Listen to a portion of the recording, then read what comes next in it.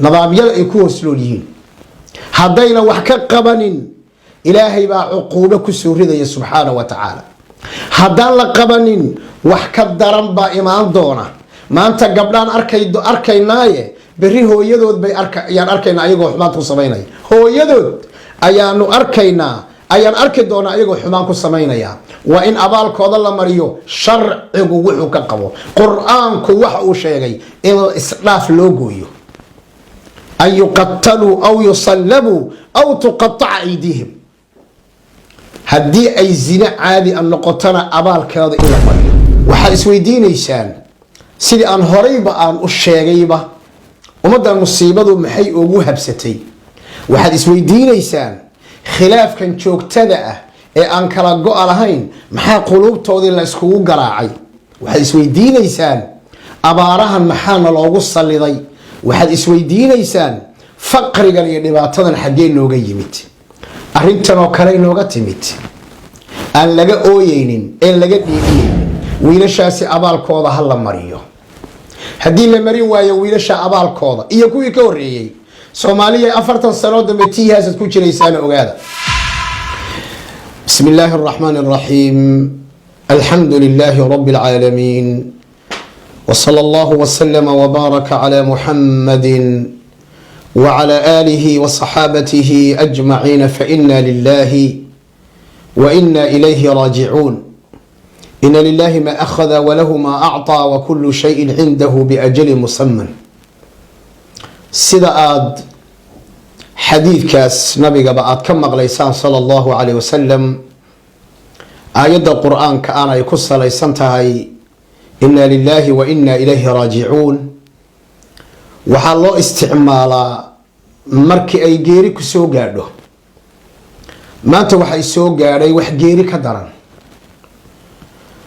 مضنا إن لو دليشدو إنا لله وإنا إليه راجعون وأرين ضمير كي تابتي وأرين قف كستو ضمير نول له قلب نول له إسلام نما أي كتشرتو دارين إسلام نما أي كتشرتو دنقشو دمر كينا آنو أدنقنينا أي كتشرتاي وأرين أو كدنقدوي وحان أركينا مانتا مجموعة من الشباب كوح لن يرى كمذا إني قبلهني meel walba ay ku farax xumaynayaan waxaad isweydiinaysaan sidii aan horeyba aan u sheegayba ummaddan musiibadu maxay ugu habsatay waxaad isweydiinaysaan khilaafkan joogtada ah ee aan kala go-a lahayn maxaa quluubtoodii la iskugu garaacay waxaad isweydiinaysaan abaarahan maxaana loogu salliday waxaad isweydiinaysaan faqrigan iyo dhibaatadan xaggee nooga yimid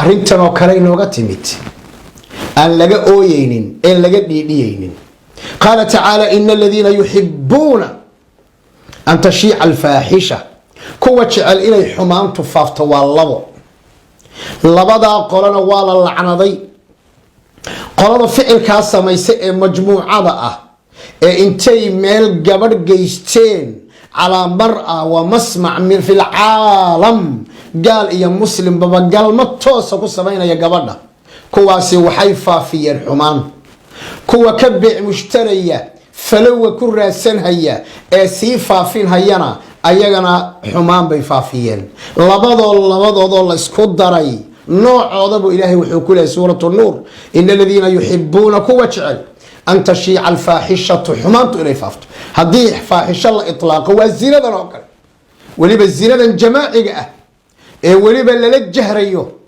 قبلهن لغو سمينيو في الدنيا والآخرة لعنوا في الدنيا والآخرة إلهي هاللعنضو الدنيا آخرة أما وابا اللعنضي أما الدعاء عليه كدك أما خبر كدك الله اللعنضو خبر كدك والله اللعنضين خبر كدك لبضوا بآيدو ويتلماميسا هؤلاء المجموعة كوح ذا سمانتا قبلنا إسوهية حمانتا وذا السمينية مدوبية iyo mid hayaba iyo mid xumaan ku sameynayaba waxaan ugu baaqayaa Soomaalidu inay hal meel uga soo jeesto wajiyadooda waa la arkayaa waxaan ugu baaqayaa halkan oo aan baaq uga dirayaa wiilasha in abaalkooda la mariyo wajigooda waa la garanayaa dadkay ka dhasheen baa la garanayaa, dadkii dhalay baa la garan karaa.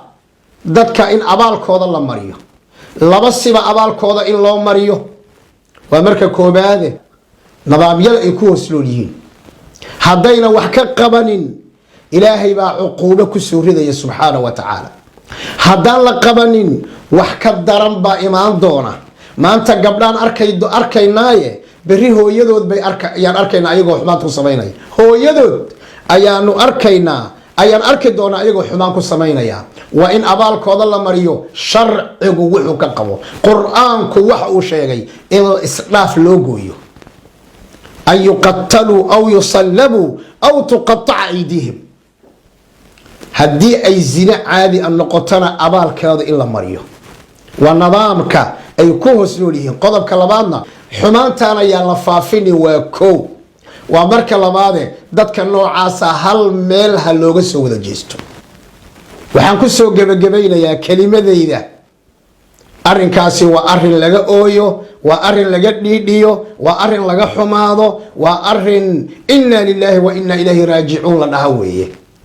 waxaan mar kale ku celinayaa wiilashaasi abaalkooda wejiyadooda mayn qarinin. geesiyaal weeye, lianna ilaahay baa la doona inuu fadeexeeyo. wejigoodii may qarinin, bannaankay keeneen soo ma aha. nacam, wiilashaasi abaalkooda ha la mariyo.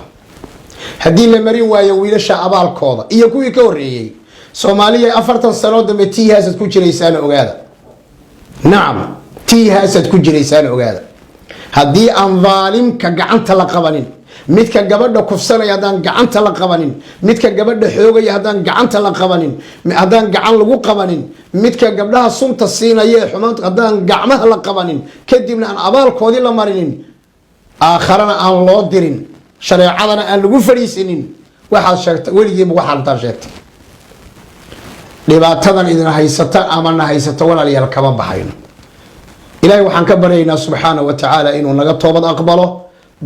dadka dulliga ah ee gabdhaheenna xumaynayana ilaahay subxaanahu wa tacaala inuu soo qabto, abaalkoodana la mariyo. inahu waliyu dalika walqadiru calayh. wasali allahuma wasalim wabaarak calaa muxamadin wacala aalihi wasaxaabati ajmaciin. shirkadda xikma cumra package oo fadhigeedu yahay wadanka UK waxay ugu bishaaraynaysaa walaalaha jecel inay soo gutaan waajibaadka xajka iyo cumrada inay u diyaarisay safar qiimo jaban bisha Diseembar 2022. shirkaddu waxay ka howlgashaa dhammaan wadamada Yurub. wixii faahfaahin oo dheeri ah haddaad danaynaysa fadlan kala xiriir taleefanada shaashada kaaga muuqda.